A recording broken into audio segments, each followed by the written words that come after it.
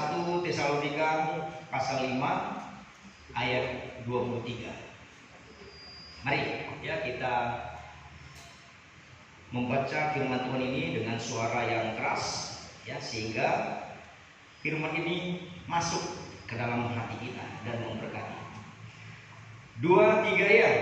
Semoga Allah damai sejahtera menguduskan kamu seluruhnya, dan semoga roh, jiwa, dan tubuhmu terpelihara sempurna dengan tak bercacat pada kedatangan Yesus Kristus Tuhan kita. Ya, Tuhan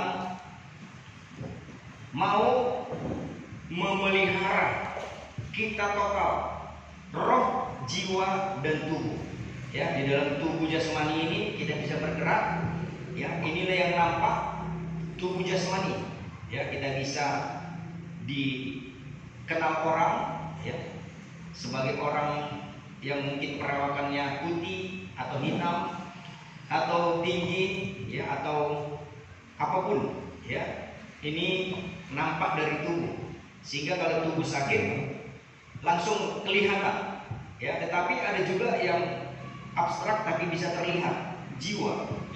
Di dalam jiwa ini ada perasaan, ada kehendak, ada memori ya, atau ingatan ya. Jadi kalau jiwa ini tertekan ya, maka nampak dari reaksinya, tidak ada sukacita, tidak ada damai sejahtera, dan lain segala macam. Ini disebut penyakit kejiwaan. Orang dunia mengistilahkannya stres. Tapi ada lagi yang sebenarnya mengendalikan kedua hal ini. Itulah dunia roh ya. Roh mana yang mengendalikan kita? Apakah Roh Kudus atau Roh Tuhan, atau sebaliknya roh kegelapan atau roh setan? Itu bisa mempengaruhi kejiwaan dan terlihat di dalam tubuh ya. Tuhan memelihara ini semua sehingga kita bisa berfungsi sebagai tubuh Kristus, tempat Yesus meletakkan kepala ya. Tuhan mau kita menjadi tubuh Kristus yang melayani kepala, yang memuliakan Tuhan Yesus Kristus. Maka dia bilang, semoga Allah damai sejahtera ya, Tuhan yang memberikan sumber segala damai sejahtera, menguduskan kamu dan roh, jiwa, dan tubuhmu terpelihara sempurna sampai kedatangan Tuhan ya. Nah, sekarang pertanyaannya, apakah kita merasa terpelihara atau sebaliknya ya, kita gelisah, resah, kering, letih, lesu, dan berbeban berat? Nah, ini bisa kita rasakan ya. Maka kemarin ya kita sudah mulai ya untuk bisa terpelihara, mau nggak mau harus jadi tubuh Kristus atau bagaikan biji matanya Tuhan ya. Biji mata itu paling lemah kelihatan, tetapi paling dibutuhkan. Kalau ini nggak berfungsi, maka semua tubuh itu akan gusar ya, tidak bisa lagi normal. Sehingga kalau tubuh kita ya memang betul-betul diakui Tuhan sebagai tubuhnya, maka ada pemeliharaan. Kita itu diasuh dan dipelihara.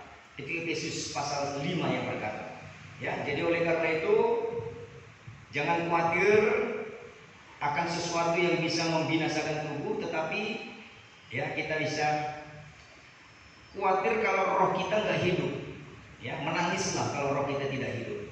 Maka perlu sekali kita ketahui untuk menjadi tubuhnya atau biji matanya, harus kita perhatikan kelahiran baru kita ya. Harus kita perhatikan di mana posisi kita berada, jangan di luar dari tubuh ya. Tubuh itu disebut juga bait Allah ya, tempat kediaman Roh Kudus. Maka dalam perjanjian lama kita belajar tentang kaitan pemeliharaan dengan ketaatan, dengar-dengaran kepada suara Tuhan atau suara Roh Kudus. Di zaman Elia, nah ada kelaparan yang sangat mengerikan sampai kering rontang semua ya. Jadi kalau kita interpretasikan ya, refleksikan sekarang ini sama ya, ada kekeringan, ketakutan, mengerikan situasinya ya, disebabkan oleh virus corona ya. Nah, pertanyaannya bagaimana Elia ya sebagai hamba Tuhan ditolong Tuhan. Ya, dia pertama ya disuruh ke Sungai Krit.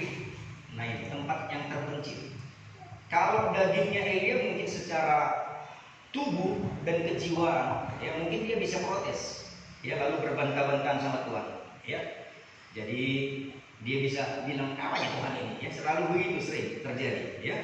Tapi Elia kita lihat tidak pernah ada perbantahan, ya dia taat dengar-dengaran lakukan. Maka pertolongan yang disediakan Tuhan itu dari burung gagak. Burung gagak ini burung haram, burung kafir, ya. Jadi bisa saja pertolongan itu datang bukan dari anak-anak Tuhan, ya. Tapi itu lumrah biasa karena Tuhan juga sedang memprogram harta benda kedar Nebaioth semua sedang dipersiapkan, ya, untuk diarahkan kepada orang yang bisa mengelola, untuk mempersiapkan suatu yang menyenangkan Tuhan. Itulah ibadah. Ibadah itu menyenangkan Tuhan karena dalam ibadah kita mempersembahkan sesuatu yang gak bisa Tuhan lakukan, menyembah dirinya sendiri. Ya, bagaimana dia menyembah dirinya sendiri? Makanya perlu ada penyembah-penyembah yang benar, yang menyembah dia Bapa itu dalam roh dan kebenaran. Dalam menyelenggarakan ibadah ini perlu korban, ya, perlu sesuatu. Sebenarnya korban yang diminta Tuhan gak lagi dalam bentuk kambing, domba, segala macam seperti perjanjian lama. Yang dia butuhkan itu hati kita. Karena hati kita itu tempat kediaman Roh Kudus. Dari semua tubuh ada satu tempat, itulah hati, di mana dia bisa berbicara, di mana dia bisa tinggal berdiam di situ. Itulah yang dipersembahkan. Jadi nggak heran kalau Elia dipelihara burung kafir, burung gagak. Ya, tiap hari disediakan daging, ya, karena memang burung gagak itu burung pemangsa, ya, herbivora, pemangsa, pemakan hewan, ya. Tapi suatu saat setelah beberapa bulan lamanya airnya kering juga, ya. Air itu bicara Roh Kudus, ya, sama seperti minyak. Tetap datang suara Tuhan, dia taat dengar-dengaran supaya terpelihara. Maka Elia disuruh ke Sarfat. Apa itu Sarfat Sidon? Itu daerah orang, tetap daerah orang kafir, ya, bukan Yerusalem, di luar Yerusalem. Udah kering kerontang semua. Sehingga ada pemeliharaan. Waktu dia taat dengar-dengaran, ya, itu 1 Raja-Raja 17 ayat 7 sampai 9 sudah kita baca. Ya, ini hanya review sesaat. Lalu Tuhan yang kasih tahu, gak usah takut Elia, pergi aja ke sana. Kamu akan jumpa seorang janda di Sarfat itu. Lalu dia hanya punya gandum segenggam dan sedikit dibuli-buli minyak. Ya, jadi kembali gandum itu bicara firman, pribadi Tuhan. Minyak itu bicara Roh Kudus. Kalau ada yang dua itu terpelihara, yang penting di sini hikmah. Asal tidak rusak gandum dan minyak atau anggur satu lagi. Ya, jadi Elia taat dengar-dengaran. Ya, ia tidak membantah, tidak khawatir, tidak bersungut-sungut, dan tidak resah hatinya. Ya, dia percaya kepada Tuhan. Itulah yang disebut iman, kepasrahan dan kepercayaan total sama Tuhan. Ya, mohon maaf ada banyak di antara kita, mungkin termasuk saya. Ketika Tuhan katakan A, saya seolah-olah membantu Tuhan, aku lakukanlah ini, ya, ini. Padahal Tuhan nggak suruh. Tapi karena otak, ya, inilah dia memori, ini kejiwaan. Ya, otak saya bilang ini lebih baik dari ini, ya, sehingga nggak turun campur lagi Tuhan. Ya, Tuhan bilang ini aja, satu ini lakukan. Tapi ada banyak lagi yang kita pikiri A, B, C, D. Padahal Tuhan suruh A aja, sehingga nggak terjadi mujizat. Ada banyak kita menghalangi mujizat dari Tuhan karena kita nggak percaya sebenarnya. Ya, tapi kita bilang lah aku memuji, menyembah apa mungkin. Ya, lalu setelah firman itu diteruskan, Elia kepada janda itu, ya, dia minta air, dikasih, padahal air sangat dibutuhkan waktu itu. Lalu dia bilang, bikin sama aku roti bundar. Nah, janda Sarfat ini jujur, ya, nggak ada sama aku roti kecuali gandum segenggam dan minyak, dikit aja minyaknya. Ya, lalu Elia ngomong, ya, itu gandum sama minyak hanya untuk satu bundar, ya, apa roti bundar yang sangat kecil untuk hidup satu orang. Mereka ada 3 orang, tapi ya janda sarpat ini tak dengar-dengar kepada firman yang disampaikan Elia. Dia lakukan aja, ya dia bikin adonan, ya lalu ya dia mulai ucuk-ucuk ya. Kalau membuat roti itu nggak gampang, ya harus ya diremas-remas ya kalau sekarang ya kalau ada pakai telurnya, wah itu di mixer dulu terus sampai halus ya, baru dicampur apa semua dan belum selesai. Ini baru roti mentah. Kalau sudah jadi roti bundar masih mentah, perlu dipanggang atau dibakar ya. Jadi kita juga mau nggak kita dipersembahkan sama Tuhan bukan yang mentah. Yang mentah aja udah ada proses ya. Kita mau nggak dihancurkan, dilumat supaya nggak berbentuk lagi. Kalau kita masih berbentuk manusia lama, nggak laku sama Tuhan. Kita harus hancur hati dan betul-betul dilumat. Nggak cukup yang mentah, Tuhan mau yang matang, dipanggang lagi, dibakar. Amin. Itu yang kita alami selama ini ya. Dan itu saya sebagai hamba Tuhan, suami istri alami sudah bertahun-tahun. Cuma nggak ngomong aja ya. Begitu kita ngomong sama orang, balik mentah dia, mulai taat, gagal dikerjakan dan dihidangkan sama Tuhan. Karena apa? Kita protes. Padahal kuncinya ya udah taat, dengar-dengaran aja, pasrah. Ya. Karena apa ya? Tuhan yang memproses. Kalau kita mau jadi hidangan bagi Tuhan, kalau mau dinikmati Tuhan, sehingga ada kemuliaan. Amin. Nah, mujizat terjadi ya, atau datangnya kemuliaan dari Tuhan sehingga kita tertolong dari kekeringan sekarang, kengerian, kalau kita mau betul-betul ya pasrah. Bagaikan kalau minggu lalu seorang Maria yang datang ke kaki Tuhan bawa minyak narwastu yang mahal, lalu dipecahkan meminyaki kaki Tuhan dengan rambutnya. Ya, memang total ya melakukan untuk tubuhnya Tuhan. Ya, selama kita memang berbantah-bantahan, ya hasilnya diperpanjang proses kekeringan, diperpanjang sehingga kejiwaan itu muncul. Ya, masuk dia ke tubuh, ada gelisah, resah, nggak tenang, apapun segala macam. Ya, tetapi ketika kita betul-betul percayakan, fokus kepada Tuhan, ya baik Elia maupun janda sarpat tertolong. Ya, coba kita bayangkan, sebenarnya waktu dia bikin roti bundar itu, memang itu hanya cukup untuk Elia, nggak ada lagi sebenarnya untuk mereka. Tetapi dia uji firman Tuhan, ya ini hamba Tuhan, ya aku kerjakan aja. Ya, maka dia kerjakan. Lalu setelah dia makan, Elia makan, ya orang itu hanya nonton. Coba bayangkan, di tengah-tengah kengerian, kering apa segala macam, wajar tubuh ini ngomong, jiwa ini ngomong, ya wajar dia bilang, pijam mau bayar, ya ayah hamba Tuhan dong, kerjanya hanya nyuruh, ya merintah, mengkritik lagi apa semua. Yang harusnya jatah untuk kami dan habis kami makan kami mati, malah dinikmatinya di depan mata kami. Daging itu wajar ngomong, ya. Elia juga sadar dan dengar-dengar, tapi apa boleh buat? Ini firman Tuhan. Elia tahu ini firman Tuhan, aku puji aja, entah apa yang mau Tuhan bikin terserah. Nah, waktu Elia selesai makan, dia perintahkan, ayo bikinlah sama kalian. Perempuan itu nggak tanya, ayah dibahagi sudi, ayah harus bebeno. Dia pergi ke buli-bulinya dan dia ambil tepungnya. Wih, ada apa ini kok ada? Dan berikutnya pada mujizat terus terjadi. Mujizat terus terjadi setiap hari, setiap minggu, setiap tahun. Amin. Adakah kita mau pasrah terus sama Tuhan? Gak usah berbantah-bantahan. Waktu sakit kali sama jiwa. Kan ini kejiwaan kalau disakiti mereka itu. Ya, gimana kok Tuhan? Gak ada perasaanmu. Aku udah begini, menderita, sakit. Ya, gak ada pula yang menolong. Dan pertolongannya bukan dari orang Israel, dari orang kafir. Yang gak usah bilang mana jemaat ini, gak ada perhatiannya sedikit. Gak usah, saudaraku. 1000 cara Tuhan bisa menolong kita kalau kita pasrahkan sama Tuhan. Aku nantikan lagi ke Tuhan. Ya, nantikanlah Tuhan. Amin. Ya, biar dia bertindak. Haleluya. Nah, kita lihat Hakim-Hakim pasal 3. Ya, ini juga terjadi dalam hakim-hakim.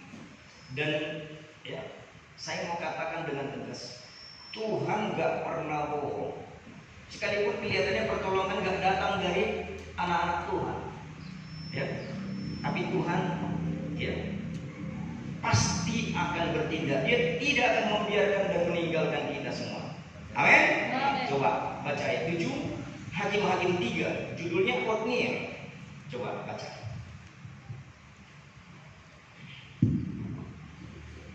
Orang Israel melakukan apa yang jahat di mata Tuhan. Ya, zaman Otniel orang itu melakukan yang jahat di mata Tuhan. Ya, sudah tahu lah apa yang jahat itu. Jauh dari ibadah. Coba baca lagi. Mereka melupakan Tuhan Allah mereka dan beribadah kepada para Baal dan para Asyera. Bagi Tuhan sesuatu yang paling jahat itu ketika kita menjauhi ibadah, gak mau mempersembahkan tubuh kita. Padahal kita bilang aku anak Tuhan, aku milik Tuhan, aku tubuhnya Tuhan, tapi gak mau mempersembahkan tubuh untuk dinikmati Tuhan. Ya, harusnya tubuhnya baik itu berfungsi untuk mengeluarkan pujian dan penyembahan untuk Tuhan.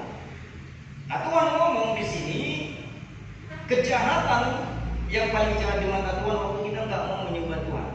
Ya, pagi-pagi benar secara pribadi. Apa yang kita lakukan? Ya. Kalau soal berkat, semua kita mau berkat. Dan Tuhan udah bilang, ya, semua bangsa kafir cari apa yang dibutuhkan manusia, tapi Bapakmu tahu. Amin. Tuhan bukan nggak tahu kita butuh makan, butuh sehat. Ya tahu kali dia. Tapi kenapa diizinkannya kita sementara kering, nggak ada makan, sakit? Siapa sih kita yang nggak pernah sakit? Hampir mati, saya pernah hampir mati. Tapi kenapa Tuhan izinkan? Tuhan mentes. Kau benar nggak tubuhku? Benar nggak kau waktu dalam padang gurun ada kepasrahan dan hanya matamu tertuju kepadaku, memandang kepadaku, bukan yang lain. Amin. Ya. Mereka menyakiti hati Tuhan dengan mereka melupakan Tuhan dan beribadah kepada Baal. Terus ayat apa? Lalu bangkitlah murka Tuhan terhadap orang Israel, Terus sehingga ia menjual mereka kepada Kusyut Risyatain, raja Aram, Mesopotamia, dan orang Israel menjadi takluk kepada Kusyut Risyatain 8 tahun lamanya. jangan sampai kita dibiarin Tuhan terjual, diperbudak oleh sesuatu. Nah, mereka ketika jahat diperbudak oleh Kusyam Risyatain, ya, 8 tahun. Refleksinya bisa kita merasa beragama dan merasa sudah taat dengar-dengar sama Tuhan. Ternyata bagi Tuhan, karena dia melihat kedalaman hati kita, bagaikan kita udah menjauh dari dia, udah ada pikiran-pikiran yang main-main. Maka Tuhan izinkan kita ditaklukkan oleh berbagai macam hal, ya. Kekeringan, kegelisahan, kekurangan, gak ada surga. Surga itu apa? Damai sejahtera, sukacita, ada pemeliharaan. Itu jauh. Ya, kenapa? Sebenarnya bukan karena Tuhan gak sayang, bukan gak ada Tuhan kuasanya, tapi karena ulah bangsa Israel ini, ya, mereka melakukan apa yang jahat. Tadi saya katakan yang jahat di mata Tuhan itu bukan membunuh, mencuri, apa segala macam. Enggak. Ketika kita nggak beribadah kepadanya, itu jahat sekali di mata Tuhan. Padahal ya kita anaknya, kita mempelainya. Terus ayat 9. Lalu berserulah orang Israel kepada Tuhan, maka Tuhan membangkitkan seorang penyelamat bagi orang Israel, yakni Otniel, anak Kenas, adik Kaleb. Iya. Waktu mereka menjerit, nangis, menyesal, barulah Tuhan kirimkan seorang penolong. Sekarang bagi kita, seorang penolong yang abadi, yang kekal, namanya Roh Kudus. Roh Kudus. Jangan bikin dia berduka, jangan bikin dia, ya, yang lebih parah itu kalau udah mundur dia sama kayak Saul. Saul merasa tetap raja, ada urapan lupa, ya udah nggak ada lagi apa-apa, udah mundur. Ya, terus Roh Tuhan menghinggapi dia. Inilah dia Roh Kudus. Inilah yang dirasakan dan dialami Elia bersama janda itu. Masih ada minyak. Satu lagi ada gandum, ada suara Tuhan, ada firman Tuhan. Terus Roh Tuhan menghinggapi dia dan ia menghakimi orang Israel. Terus ia maju berperang, lalu Tuhan menyerahkan Kushan-Rishathaim, Raja Aram, ke dalam tangannya, sehingga ia mengalahkan Kushan-Rishathaim. Terus, ya kita lihat. Lalu amanlah negeri itu. Ya.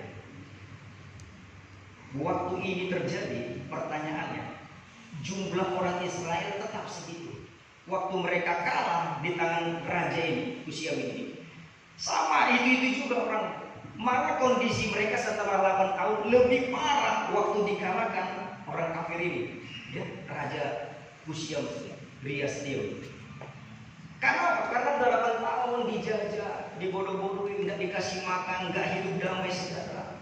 Ya, sebenarnya kondisi mereka sudah jauh merosot. Ya, tapi ternyata dalam kondisi lemah itu, asal ada roh Tuhan, asal ada namanya, asal ada firman-Nya bagi orang-orang percaya, selalu ada kemenangan. Amin. Apa yang ada coba? Ayat 11. Lalu amanlah negeri itu 40 tahun lamanya, kemudian matilah Otniel anak Kenas. Mana lebih lama? Mereka dijajah, menjerit atau aman? 40 tahun aman. Ketika mereka tetap mau dipimpin oleh roh Tuhan. Jangan Roh Kudus. Ayat 10 yang perhatikan garis bawah ini. Roh Tuhan menghinggapi dia itu si Otniel. Amin. Lalu mari kita lihat. Roh Tuhan menghinggapi dia itu Otniel. Amin. Ya, ini penting sekali kita hidup di firman itu. Ya. Dan ia, siapa ia? Ngapain dia? Ayat 10, coba ulang. 1, 2, 3. Roh Tuhan menghinggapi dia. Siapa dia? Otniel. Dan ia siapa dia? Otniel. Ngapain? Kenapa kita terlalu, saya sedih, aku nggak sakit hati, selalu disalahpahami, ya, Bapak ini menghakimi aja kerjanya. Sedih sekali. Ini Otniel yang menghakimi mereka. Tapi ketika mereka mau aman damai, mereka tenang aman. Itu roh Tuhan ada memberkati mereka. Haleluya. Nah, kita sedang bicara pemeliharaan. Amin. Waktu Otniel mati, ya, itu orangnya, roh Tuhan mundur lagi sebentar. Coba muncul Ehud. Siapa ini? Ayat 12. Ya, ayat 12. Tetapi orang Israel melakukan pula apa yang jahat di mata Tuhan. Lalu Eglon, Raja Moab, diberi Tuhan kuasa atas orang Israel. Setelah 40 tahun tenang, mati Otniel. Ya. Pemimpinnya atau gembalanya mati. Apa yang terjadi? Ya, mereka hidup tanpa penghakiman dari Tuhan, tanpa firman Tuhan, tanpa minyak dan gandum. Amin. Kalau nggak ada minyak dan gandum, anggur terganggu. Anggur suka nggak ada sukacita, kering, gersang. Haleluya. Nah, ini buktinya. Ya, mereka dijajah lagi oleh Eglon. Mereka akhirnya nggak bebas lagi. Ya, melakukan apapun karena nggak menyembah Tuhan lagi, nggak ada ibadah lagi. Sebab apa mereka dijajah Eglon? Coba sambung. Oleh sebab mereka telah melakukan apa yang jahat di mata Tuhan. Apa yang jahat di mata Tuhan tadi? Mereka menjauhi Tuhan lewat tidak beribadah. Ayat 7 lagi dia waktu zaman Otniel. Ya, mereka melakukan yang jahat di mata Tuhan karena melupakan Tuhan dan beribadah kepada Baal, ya, setan atau kepala yang lain, bukan Kristus. Sehingga nggak ada pemeliharaan Tuhan, tidak ada ketenteraman, ya, tidak ada kedamaian. Ya, padahal harusnya kita nyanyi, ku akan terus berdiam, terus sebab aku kepunyaan Tuhan, berkatnya melimpah saat ku perlu, ku bangga sebagai kepunyaannya. Amin. Nah, itu ada apa tadi? Berkat karena kita kepunyaan Tuhan. Ya. Amin. Dia selalu melihara di siang dan malam. Amin. Haleluya. Ya, coba kita lihat Amsal. Ya. Amsal pasal 3. Ya. Kita mau lihat pemeliharaan bersumber dari apa? Amsal 3 mulai ayat 1, ya, coba satu persatu dibaca. Berkat dari hikmat itu judulnya. Hai anakku, janganlah engkau melupakan ajaranku, dan biarlah hatimu memelihara perintahku. Amin. Ini kunci awal. Ini sesuatu yang diperintahkan Tuhan awal. Inilah gandum itu. Jangan engkau melupakan ajaranku, biarlah hatimu memelihara perintahku atau firman Tuhan. Ini gandumnya. Terus hasilnya, karena panjang umur dan lanjut usia serta sejahtera akan ditambahkannya kepadamu. ya ini yang dicari-cari bangsa-bangsa seluruh dunia, termasuk orang yang mengenal Tuhan, cari ini. Panjang umur, lanjut usia, sejahtera. Ya, sejahtera itu ya banyak uang, kaya-kaya, terhormat. Ditambahkannya padamu. Tapi kenapa itu ya bisa terjadi? Ayat 1 kuncinya, hai anakku, kata Bapa yang di surga. Jangan sampai gandum itu hilang dari badan, pelihara. Ya. Jadi sekali lagi, dalam ibadah kita itu bagaikan masuk dewan musyawarah apa? Kita mendengar suara Tuhan dan kita juga bisa ngomong sama Tuhan. Timbal balik. Ya. Ada ibadah korban pagi, korban petang. Ya, ada ibadah malam. Amin. Ya. Sekali lagi, kiranya ya kita boleh percaya ini akan terjadi. Panjang umur, lanjut usia. Haleluya. Serta sejahtera. Amin. Terus ayat 3. Janganlah kiranya kasih dan setia meninggalkan engkau. Kalungkanlah itu pada lehermu, tuliskanlah itu pada lauh hatimu. Supaya itu terjadi, mari kita tetap mengasihi Tuhan, tetap setia pada Tuhan. Jangan seperti ya di zaman Otniel tadi. Untunglah Otniel. Kalau enggak, apa kerja Otniel? Menghakimi. Kenapa kadang-kadang kita ini menghakimi aja, bukan firman Tuhan. Ya, yang datang menghakimi kita supaya kita diselesaikan Tuhan, dimurnikan Tuhan. Amin. Kita mau damai, kita mau sejahtera, kita mau diberkati Tuhan. Haleluya. Ya, terus 4. Maka engkau akan mendapat kasih dan penghargaan dalam pandangan Allah serta manusia. Selama di bumi kita mendapatkan kasih dan penghargaan. Lalu di surga dalam pemandangan Tuhan udah ketemu dengan Tuhan. Terus 5. Percayalah kepada Tuhan dengan segenap hatimu dan janganlah bersandar kepada pengertianmu sendiri. Ini yang diminta Tuhan. Percayalah kepada Tuhan total. Adakan totalitas di hatimu.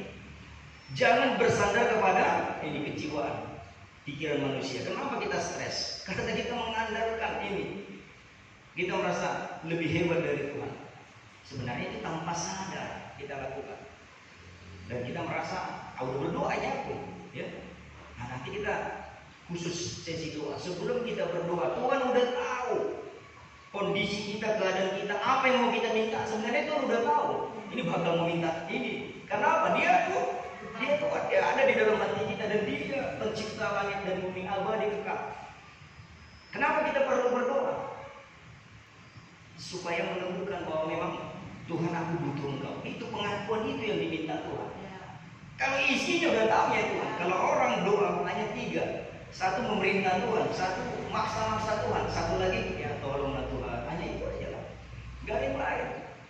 Tuhan udah tahu itu aja yang pasti isi doa manusia. Termasuk saya.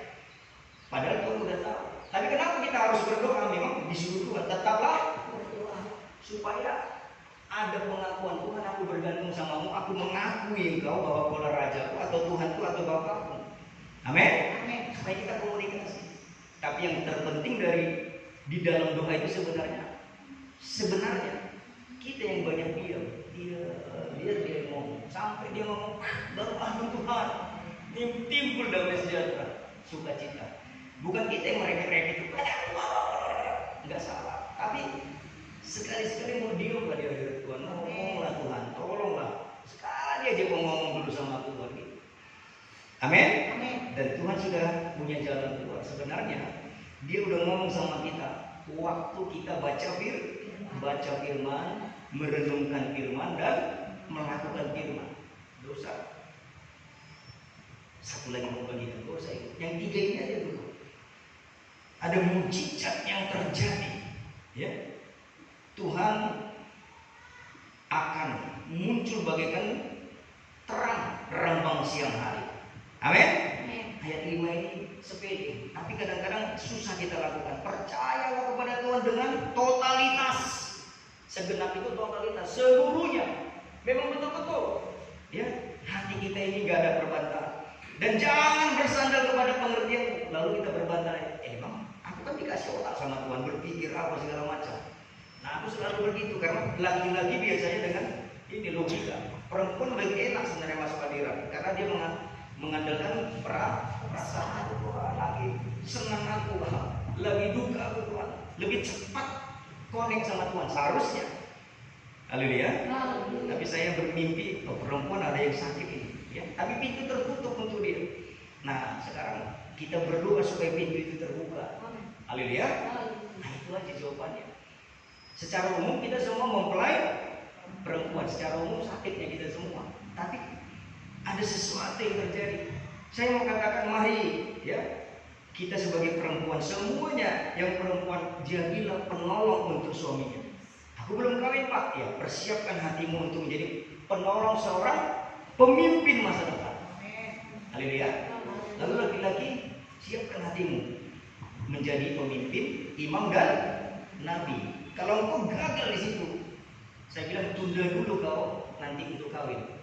Kalau belum siap jadi pemimpin, nabi dan imam. Aku belum siap Pak, aku belum tahu caranya memimpin, caranya jadi imam. Mari kita belajar. Itulah pemuridan. Amin. Haleluya. Coba ayat 6 lagi. Aku ini dia perlu pengakuan, makanya kita berdoa. Ya, coba. Akuilah dia dalam segala lakumu, maka ia akan meluruskan jalanmu. Amin. Coba ya, kita hidupi firman ini. Bagaimana caranya aku mengakui Tuhan? Ya. Bagaimana caranya supaya setiap tingkah laku ini adalah tingkah laku yang mengandalkan Tuhan, mengakui Tuhan. Maka Tuhan luruskan jalan kita. Gak serong ini. Kalau udah serong gak sesuai harapan Tuhan, gak sampai kepada tujuan atau puncak rencana Tuhan. Dengan kata lain gak ada mujizat, gak ada kemuliaan. Ya. Mari kita dalam saat teduh pribadi, Tuhan tolonglah aku. Aku mau bagaimana caranya mengakui Engkau? Ya, kayak mana mengakui Tuhan? Izinkan dia jadi raja. Jangan kita dudukkan dia di kursi tahta hati kita. Ego kita turun, kandas dan mati sama sekali dan dia tak jadi raja. Itu mengakui Tuhan. Haleluya. Terus 7. Janganlah engkau menganggap dirimu sendiri bijak, takutlah akan Tuhan dan jauhilah kejahatan. Hidup ini, jangan menganggap engkau bijak. Ya. Kadang-kala saya pribadi, ya, ketika mendengar orang khotbah, terus saya ngomong, dikit lagi kurang, maunya ke sini. Oh, sedikit lagi ini lagi. Maunya dikit aja lagi ya ditambahnya gini, ya. Itu saya, ya.